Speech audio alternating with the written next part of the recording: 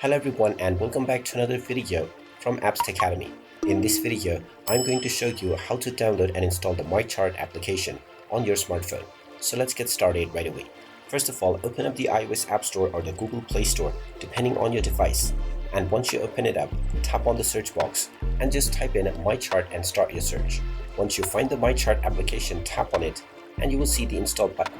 Tap on the install button and this will begin the download and installation of the MyChart application on your device right away.